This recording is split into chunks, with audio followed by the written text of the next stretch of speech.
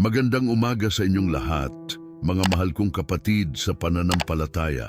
Ako ay lubos na nagpapasalamat sa Panginoong Hesukristo na muli nating pinagkalooban ng pagkakataong magbukas ng ating mga mata sa isang bagong umaga, sa isang bagong araw na puno ng mga posibilidad, puno ng mga pagpapala at puno ng mga oportunidad upang maranasan ang kanyang walang hanggang pag-ibig at habag.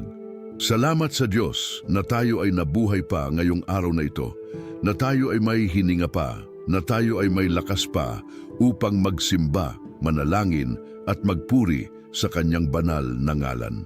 Hindi ito aksidente na ikaw ay narito ngayong umaga, na ikaw ay nakikinig sa mensaheng ito, sapagkat ang Diyos ay may napakagandang plano para sa iyo ngayong araw na ito.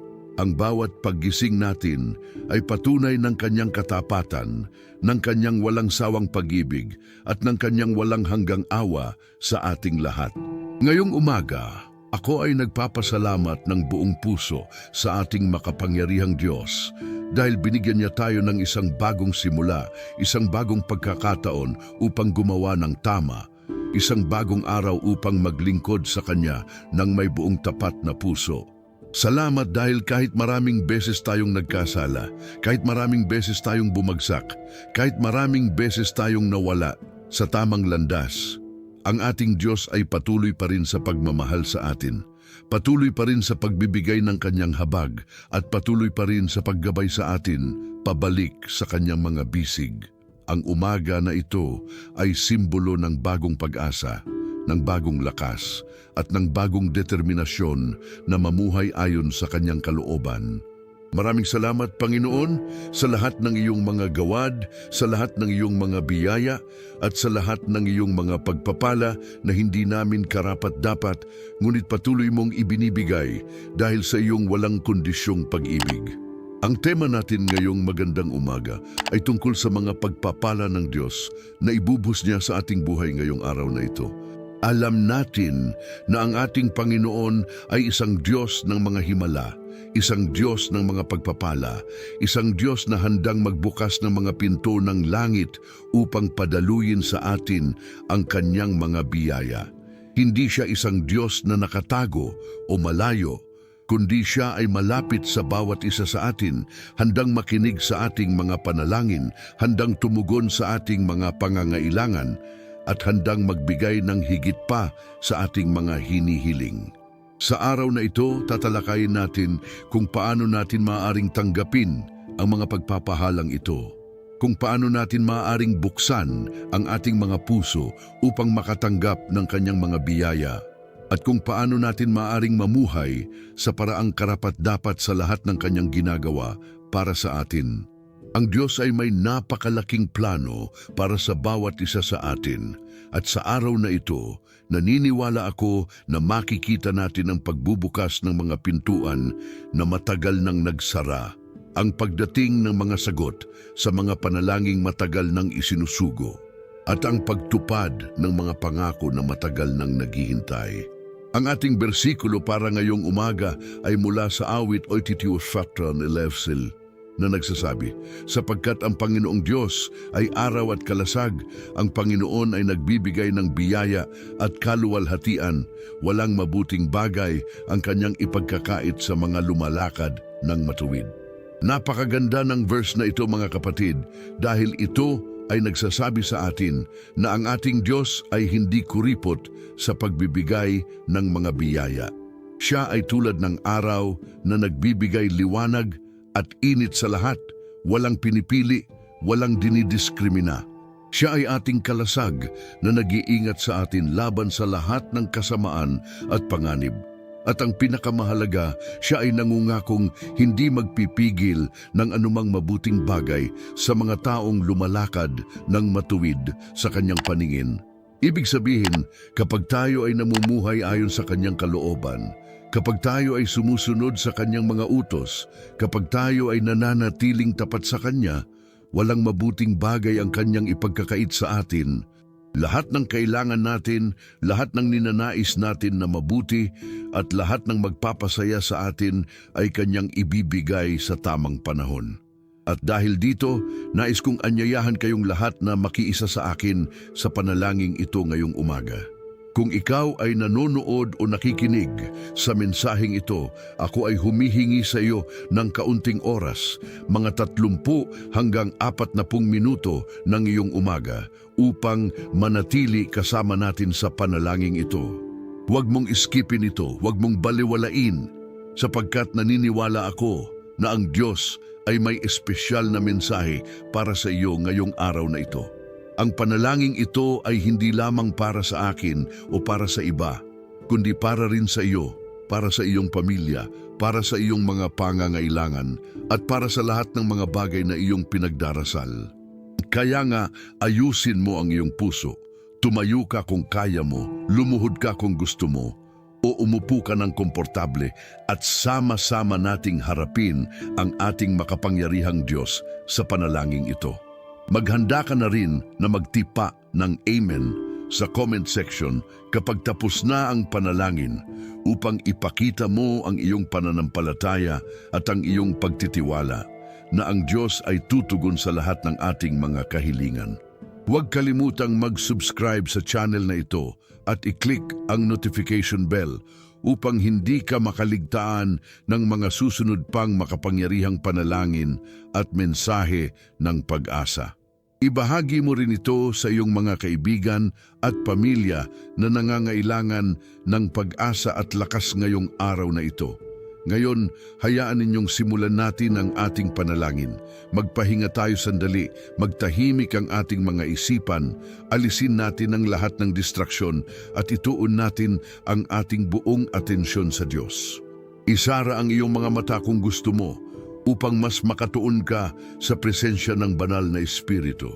At sa ganitong panahon ng pagmumuni-muni at panalangin, alam kong ang Diyos ay narito kasama natin, nakikinig sa bawat salita na ating sasambitin, nakikita ang bawat luha na ating ibububo at nadarama ang bawat dalangin ng ating mga puso. Kaya ngayon, sama-sama nating tawagin ang kanyang pangalan at magdalo sa kanyang presensya.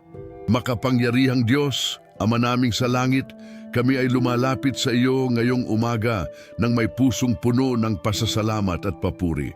Ikaw ang Diyos na walang simula at walang hanggan, ang Alpha at Omega, ang una at ang huli. Ikaw ang lumikha ng langit at lupa, ang namumuno sa buong sansinukob, ang hari ng mga hari at Panginoon ng mga Panginoon. Kami ay lubos na nagpapasalamat sa iyo dahil binigyan mo kami ng buhay ngayong araw na ito, na binuksan mo muli ang aming mga mata upang makita ang ganda ng iyong paglikha, na binigyan mo kami ng lakas at kakayahan upang bumangon at magsimula ng isang bagong araw. Panginoon, kami ay hindi karapat-dapat sa lahat ng iyong ginagawa para sa amin. Ngunit dahil sa iyong walang hanggang awa at habag, patuloy mo kaming pinagpapala, pinag-iingatan at ginagabayan. Salamat Panginoon, salamat ng walang hanggan.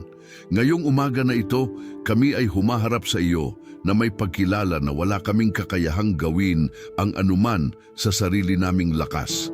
Lahat ng aming tagumpay ay nagmumula sa iyo, lahat ng aming kalakasan ay nanggagaling sa iyo, at lahat ng aming pag-asa ay nakasalalay sa iyo. Panginoon, salamat dahil kahit gabi, kahit madilim, kahit mahirap ang aming mga pinagdadaanan, ikaw ay nananatiling tapat. Salamat dahil hindi mo kami kailaman pinabayaan, hindi mo kami kailaman itinakwil, at hindi mo kami kailanman nilimot. Kahit minsan ay nag-aalinlangan kami, nanlulumo kami o nawawalan ng pag-asa, ikaw ay nandyan pa rin, naghihintay na tayo ay bumalik sa iyo, handang tanggapin tayo ng buong pagmamahal, tulad ng ginawa ng amang prodigal sa kanyang anak. Salamat Panginoon sa iyong walang kondisyong pag-ibig na hindi natin maaaring sukatin o maunawaan ng lubusan. Kinikilala namin Panginoon na ang iyong presensya ay nandito sa aming mga puso ngayong umaga. Sinasabi mo sa iyong salita na kung saan may 2 o 3 nagtitipon sa iyong pangalan, nandoon ka sa gitna nila. At ngayon kami ay narito, maraming mga kapatid sa iba't ibang sulok ng mundo nagtitipon sa iisang layunin, ang magdasal, magpuri at magpasalamat sa iyo. Panginoon, nararamdaman namin ang iyong presensya sa aming mga tahanan, sa aming mga kwarto, sa aming mga puso. Nararamdaman namin ang init ng iyong pag-ibig na pumapalibot sa amin, ang kapayapaan ng iyong banal na espiritu na pumapasok sa aming mga kaluluwa, at ang sigla ng iyong kapangyarihan na nagbibigay sa amin ng bagong lakas at determinasyon. Salamat, Panginoon, dahil ikaw ay hindi isang malayong Diyos, kundi isang Diyos na malapit, isang Diyos na personal, isang Diyos na nag-aalaga at nag-iingat sa bawat isa sa amin na parang tayo ay ang tanging tao sa mundo. Panginoon, nais naming talakayin ngayong umaga ang tungkol sa iyong mga pagpapala na naghihintay na maibigay sa amin. Kami ay naniniwala, Panginoon, na ikaw ay isang Diyos ng kasaganaan, hindi ng kakapusan. Ikaw ay isang Diyos ng mga himala, hindi ng limitasyon.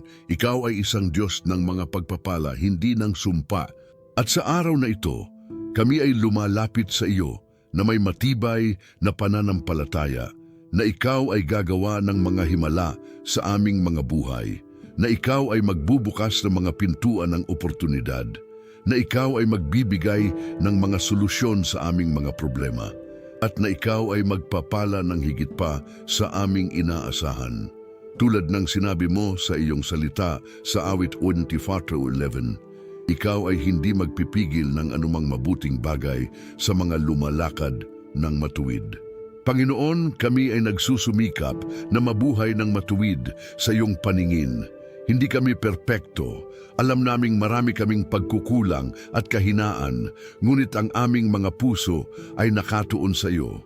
Kami ay naghahangad na sumunod sa iyong mga utos, na tuparin ang iyong kalooban, at na maglingkod sa iyo ng may kabuuang pagmamahal at dedikasyon.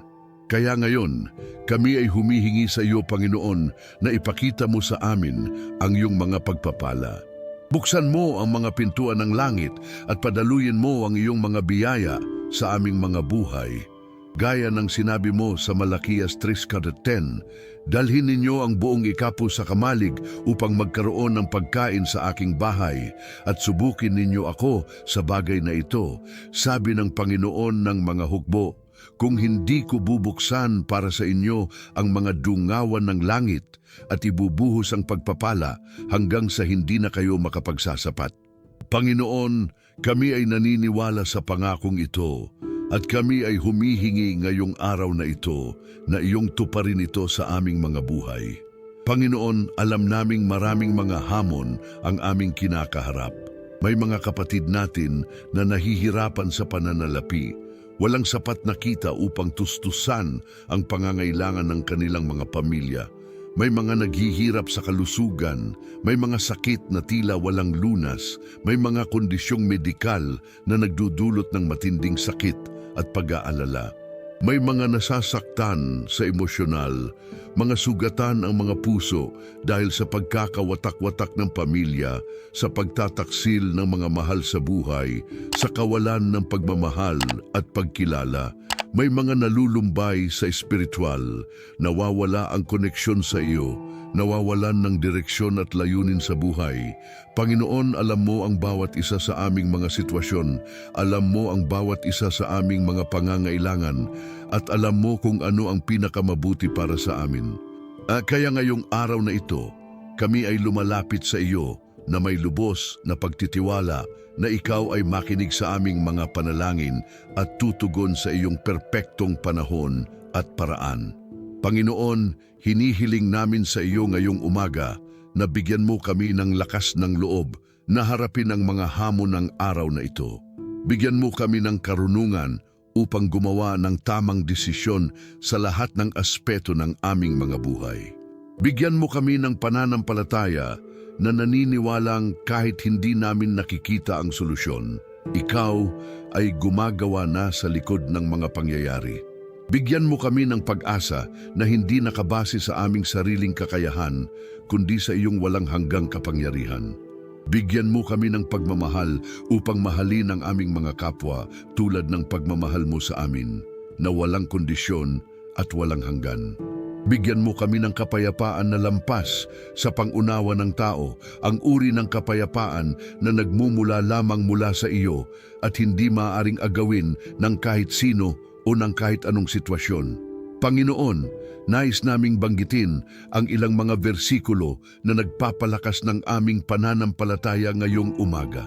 Sa Filipos 4:19, sinasabi mo, "At ang aking Diyos ay tutuparin ang lahat ng inyong pangangailangan ayon sa kanyang kayamanan sa kaluwalhatian kay Kristo Jesus." Panginoon, kami ay kapit sa pangakong ito. Naniniwala kami na ikaw ay magtutustos sa lahat ng aming pangangailangan, hindi ayon sa aming kakaunting yaman o limitadong kakayahan, kundi ayon sa iyong walang hanggang kayamanan sa kaluwalhatian. Wala kang kakulangan, Panginoon, at dahil dito, kami ay hindi magkukulang. Ang iyong kayamanan ay walang hangganan at ikaw ay handang ibahagi ito sa mga tapat sa iyo. Sa Juan 10:8, sinabi ni Jesus, "Ang magnanakaw ay hindi dumarating, kundi upang magnakaw, pumatay at lumipol. Ako ay naparito upang magkaroon sila ng buhay at magkaroon nito ng sagana." Panginoon, salamat dahil hindi mo kami dinala sa mundong ito upang magdusa ng walang katapusan, upang mabuhay sa kahirapan at kalungkutan. Hindi iyan ang iyong plano para sa amin. Ang plano mo ay magkaroon kami ng buhay at buhay na masagana pa. Hindi ito nangangahulugang puro material na yaman lamang, bagkus ito ay nangangahulugan ng kasaganaan sa lahat ng aspeto, sa kalusugan, sa relasyon, sa espiritual na pamumuhay, sa emosyonal na kalagayan, at oo, maging sa pananalapi. Panginoon, hinihiling namin ngayong araw na ito na tuparin mo ang pangakong ito sa aming mga buhay. Sa Jeremias 29:11, sinasabi mo, "Sapagkat alam ko ang mga plano na mayroon ako para sa inyo," sabi ng Panginoon, "mga plano upang kayo ay ginhawa at hindi para sa kapahamakan, upang kayo ay bigyan ng kinabukasan at ng pag-asa." Panginoon, maraming beses kaming nag-aalala tungkol sa kinabukasan. Hindi namin alam kung ano ang mangyayari bukas, sa susunod na linggo, sa susunod na buwan, o sa susunod na taon. Ngunit salamat dahil hindi namin kailangang mag-alala sapagkat ikaw ay may plano para sa amin. At hindi basta plano lang, kundi mga planong mabuti, mga planong magbibigay sa amin ng pag-asa at ng magandang kinabukasan. Kaya ngayon, kami ay sumusuko ng aming mga alalahanin sa iyo at nagtitiwala na ang lahat ay magiging mabuti dahil ikaw ay may kontrol. Panginoon, sa araw na ito, kami ay nangangako sa iyo na mamuhay ng tapat at tuwid. Nangangako kaming sundin ang iyong mga utos, basahin ang iyong salita araw-araw, manalangin ng walang patid, at magpakita ng pagmamahal sa aming mga kapwa. Nangangako kaming maging instrumento ng iyong pagpapala sa iba, na ibahagi ang kung ano ang aming natatanggap mula sa iyo, at na maging ilaw sa madilim na mundo. Hindi ito madali, Panginoon, alam namin iyan. Maraming tukso, maraming hadlang, maraming dahilan upang sumuko. Ngunit dahil ikaw ay kasama namin, dahil ang iyong banal na espiritu ay nananahan sa aming mga puso, naniniwala kami na kaya naming gampanan ang mga pangakong ito. Bigyan mo kami ng lakas, Panginoon, upang manatiling tapat sa iyo kahit kailan. At ngayon, Panginoon, nais naming ipanalangin ang aming mga pamilya. Kami ay lubos na nagpapasalamat sa iyo para sa bawat miyembro ng aming mga pamilya, sa aming mga asawa o mga nobyo, sa aming mga anak, sa aming mga magulang, sa aming mga kapatid, sa aming mga kamag-anak. Salamat, Panginoon, dahil binigyan mo kami ng mga taong mamahalin, mga taong mag-aalaga sa amin, at mga taong makakasama namin sa buhay. Ngunit alam namin na ang bawat pamilya ay may kanya-kanyang mga hamon. May mga pamilyang naghihiwalay, may mga di pagkakaunawaan, may mga galit na hindi pa naayos, may mga sugat na hindi pa naghihilom. Panginoon, kami ay nanalangin para sa bawat pamilyang may problemang kinakaharap. Panginoon, para sa mga mag-asawang nag-aaway, nagdarasal kami na pagalingin mo ang kanilang relasyon. Ibigay mo sa kanila ang pagmamahal na kanilang naramdaman noong una nilang magkakilala. Ibalik mo ang respeto, ang tiwala at ang pagkakaintindihan. Alisin mo ang pride na humahadlang sa paghilom at palitan mo ito ng pagpapakumbaba at kahinahunan. Turuan mo silang mag-usap ng maayos, makinig ng may pag-intindi at magpatawad ng buo. Panginoon, alam mo na ang kasal ay hindi madali, na ito ay nangangailangan ng patuloy na pagsisikap, pasensya at dedikasyon. Kaya kami ay nananawagan sa iyo ngayon na palakasin ang bawat kasal, protektahan ito laban sa lahat ng atake ng kaaway, at gawing mas malalim pa ang pagmamahalan ng bawat mag-asawa. Para sa mga magulang na nag-aalala sa kanilang mga anak, nagdarasal kami na bigyan mo sila ng karunungan sa pagpapalaki ng kanilang mga bunga ng sinapupunan. Panginoon, ang pagiging magulang ay isa sa pinakamahirap na responsibilidad sa mundo. Hindi ito sinamahan ng instruction manual at bawat bata ay natatangi. Kaya hinihiling namin sa iyo na gabayan ang bawat magulang. Turuan silang magdisiplina ng may pagmamahal, magturo ng mabubuting asal at values, at maging mabuting ehemplo sa kanilang mga anak. Protektahan mo ang bawat bata mula sa lahat ng kasamaan, sa mga masasamang impluensya, sa mga panganib sa kalye, sa cyberbullying, at sa lahat ng uri ng pang-aabuso. Para sa mga anak na nag-aalaga sa kanilang matatandang magulang, nagdarasal kami na bigyan mo sila ng lakas at pasensya. Panginoon, alam mo na ang pag-aalaga sa matatanda ay mahirap, lalo na kung may sakit o disability sila. Kailangan ng malaking sakripisyo, ng maraming oras at ng malaking puso. Kaya hinihiling namin sa iyo na palakasin ang bawat anak na gumaganap ng responsibilidad na ito. Bigyan mo sila ng financial resources na kailangan nila, ng physical stamina upang makapagserbisyo at ng emotional resilience upang makatagal sa mahirap na pagsubok na ito.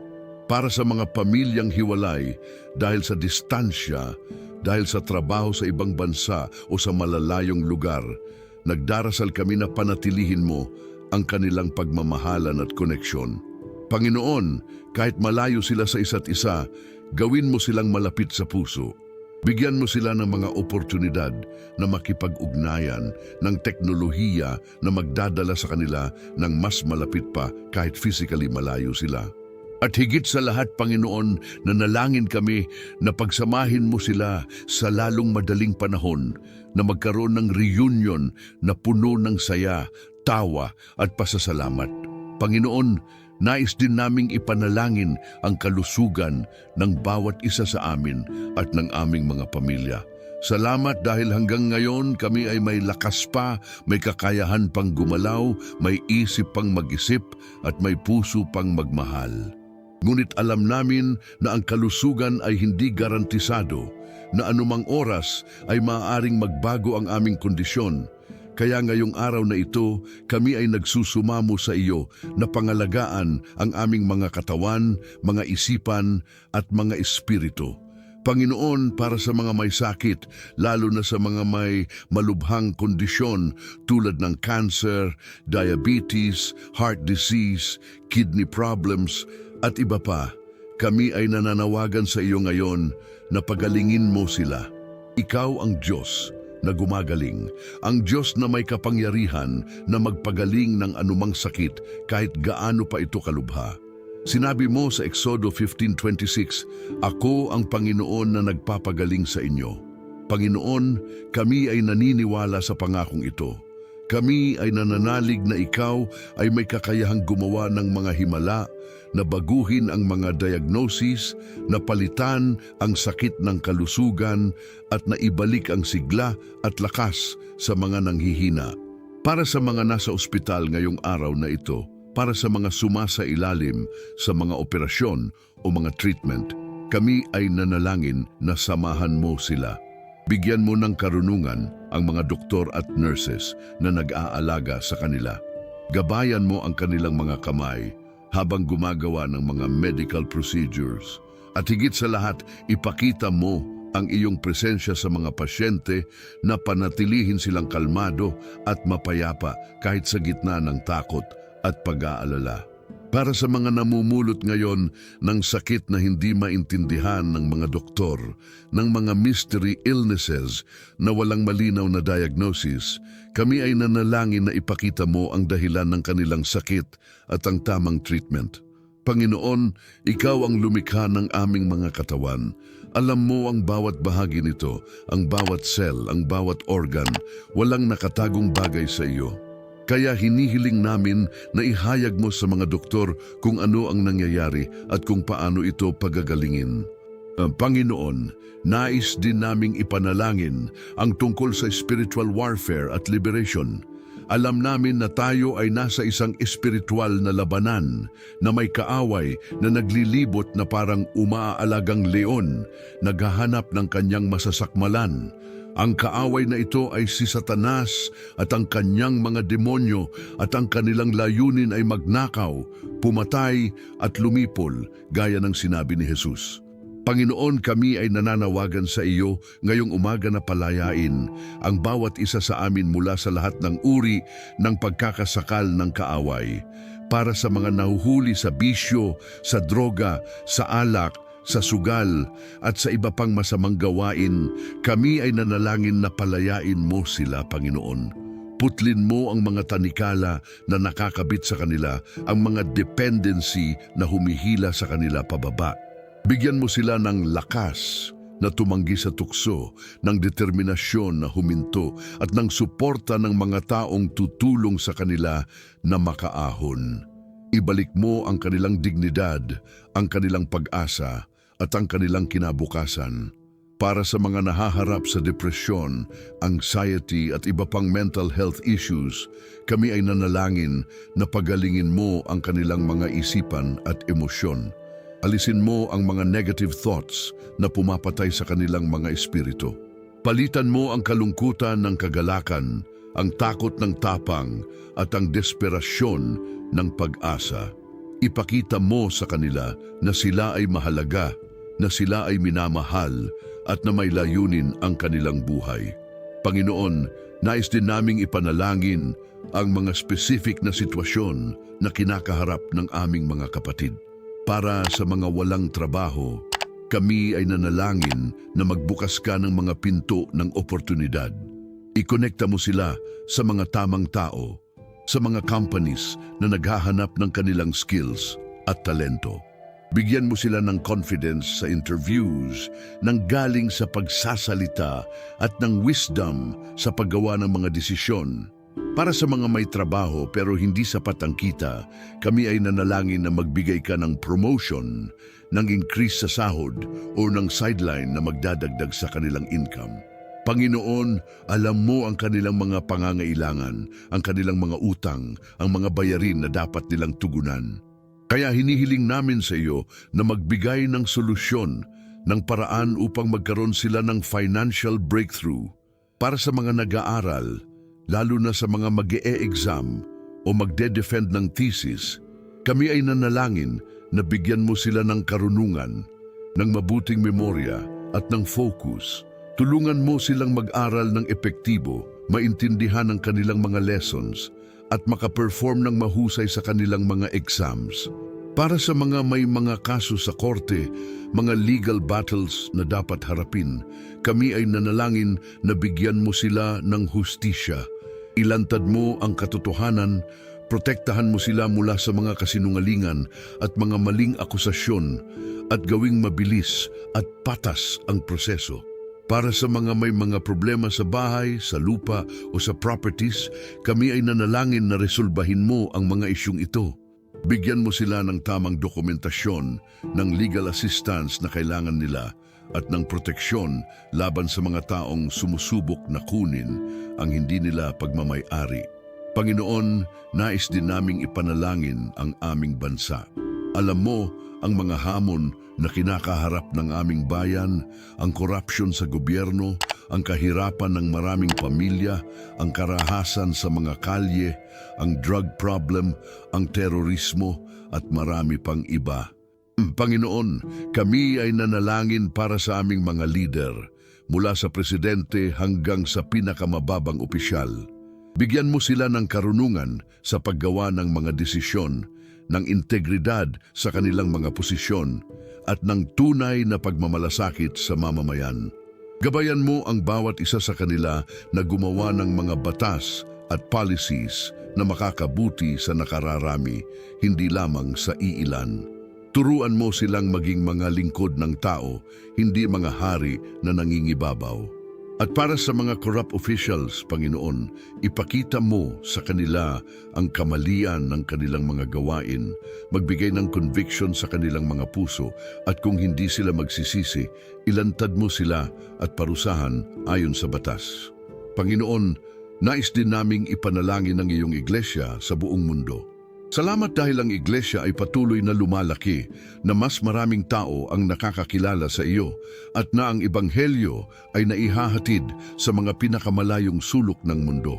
Ngunit alam namin na ang iglesia ay may mga hamon din. May mga pagkakaiba-iba sa doktrina, may mga iskandalo na sumisira sa reputasyon, may mga lider na nag-aalisan at nag-aaway.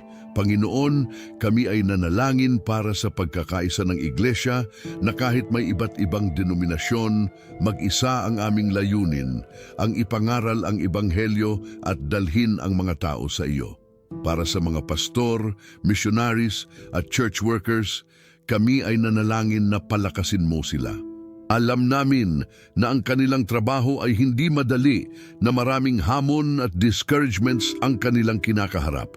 Kaya hinihiling namin sa iyo na bigyan mo sila ng bagong lakas, ng renewed passion para sa ministeryo at ng proteksyon laban sa mga atake ng kaaway.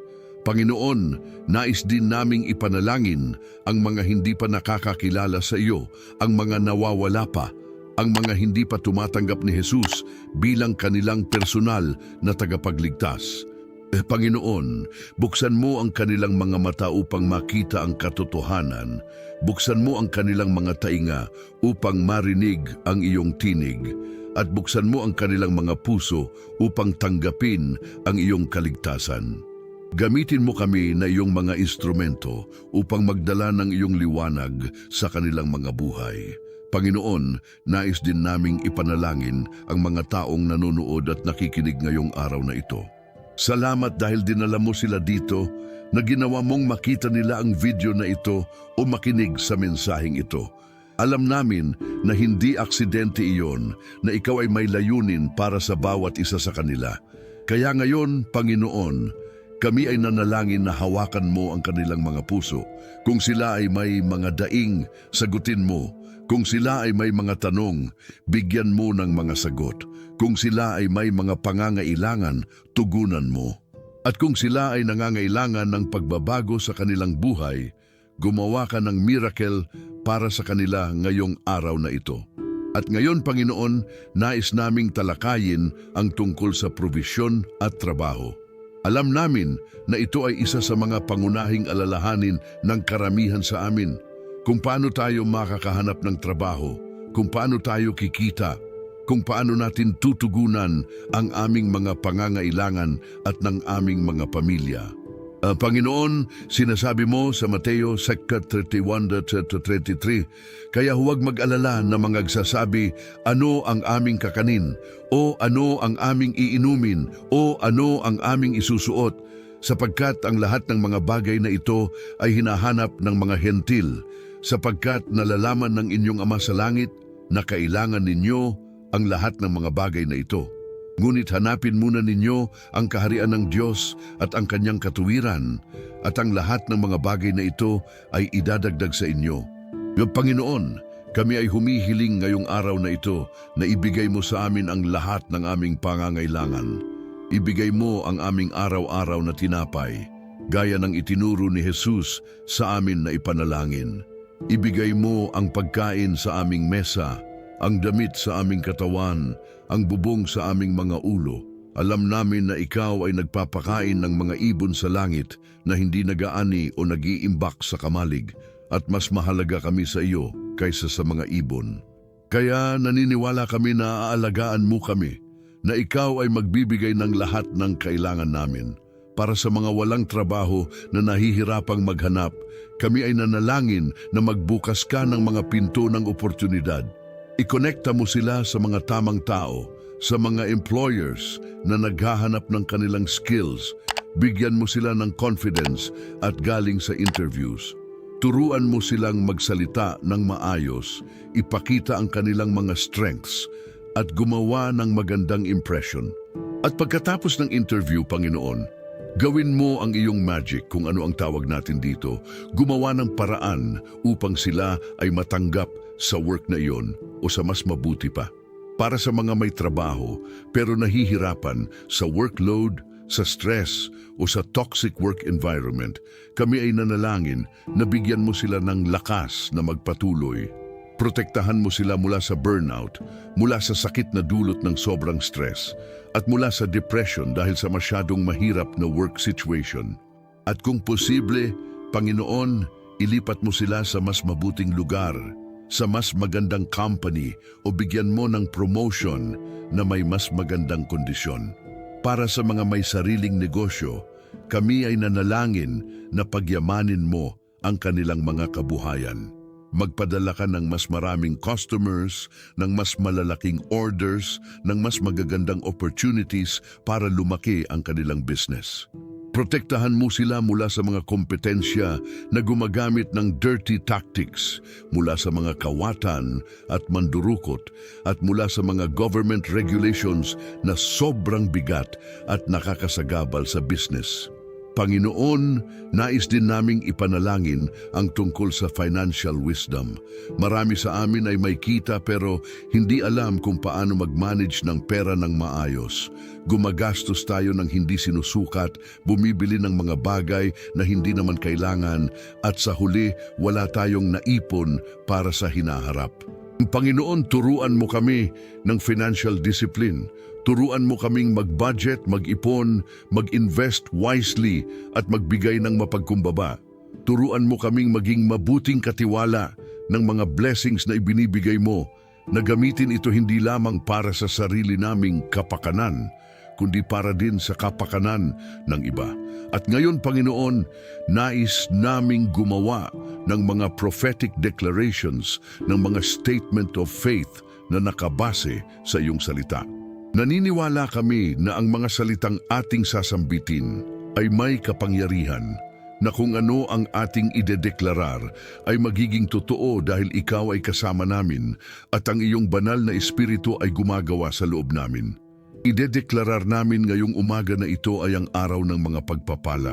Ito ay ang araw na ang Panginoon ay gumawa at kami ay magsasaya at magagalak dito gaya ng sinabi sa awit 118:24.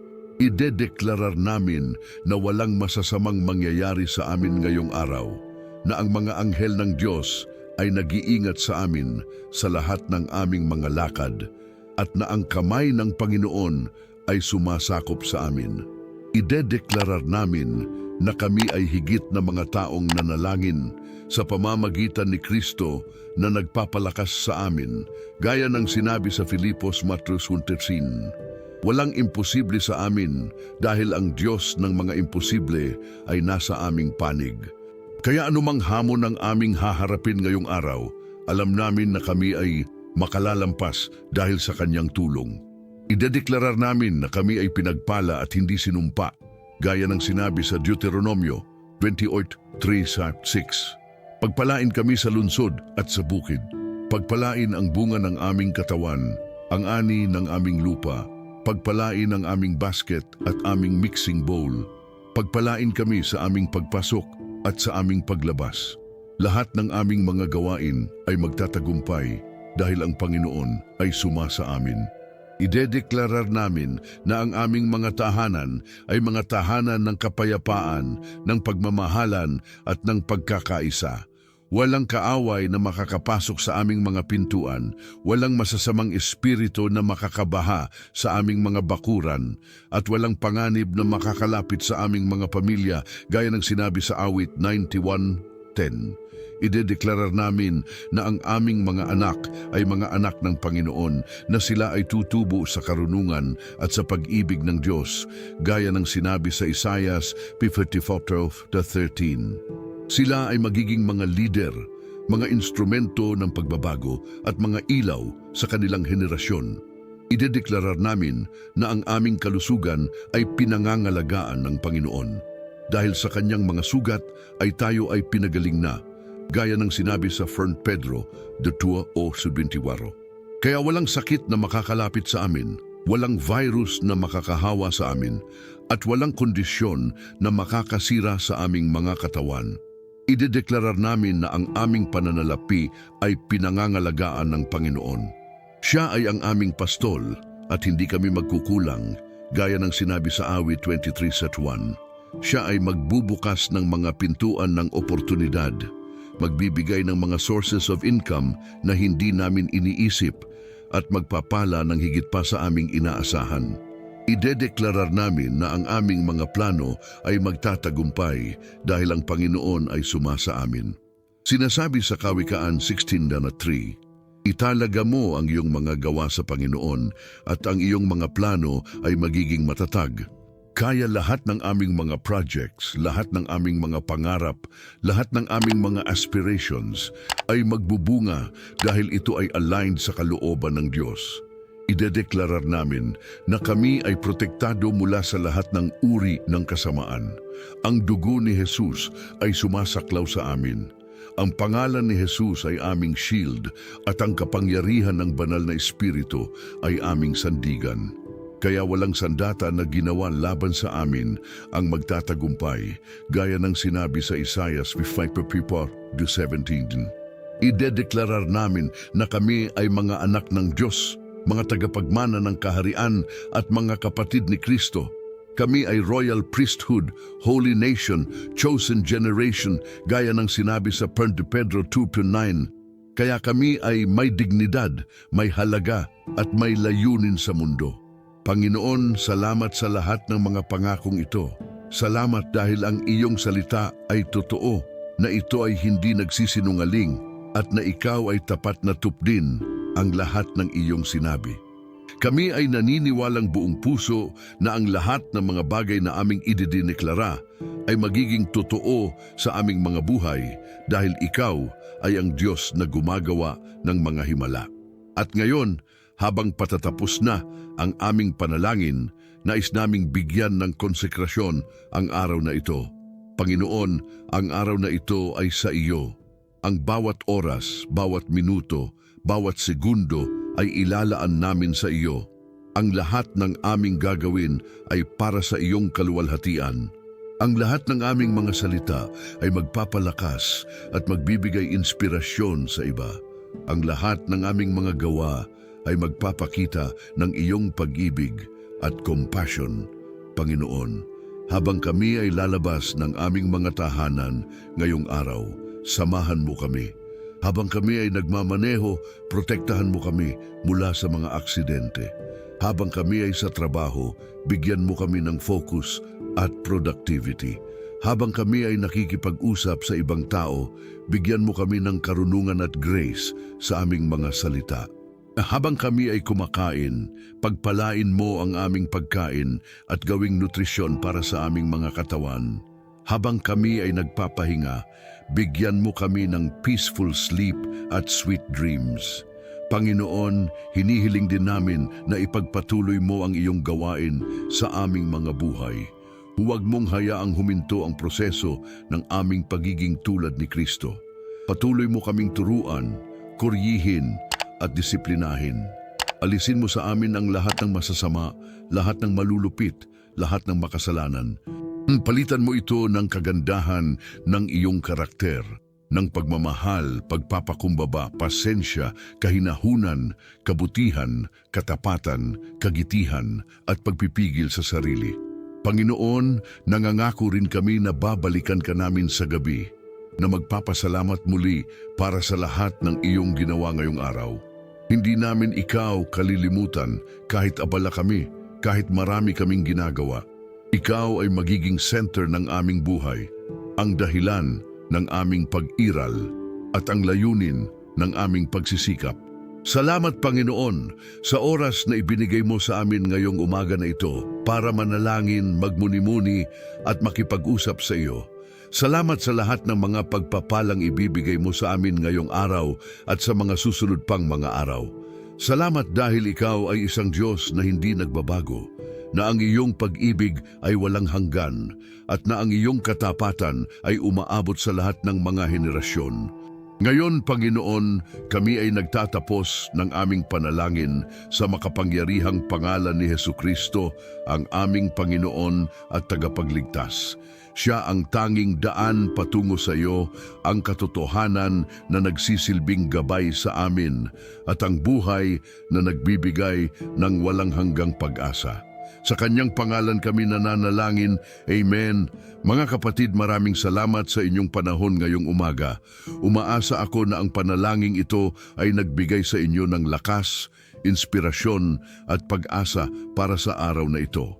Huwag kalimutang i-type ang Amen sa comment section bilang patunay ng inyong pananampalataya.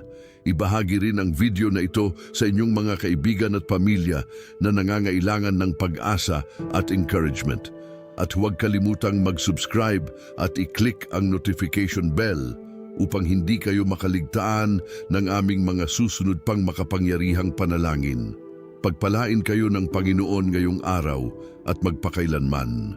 Sumainyong lahat ang biyaya ng ating Panginoong Hesukristo, ang pag-ibig ng Diyos Ama at ang pakikisama ng banal na Espiritu. Amen at Amen.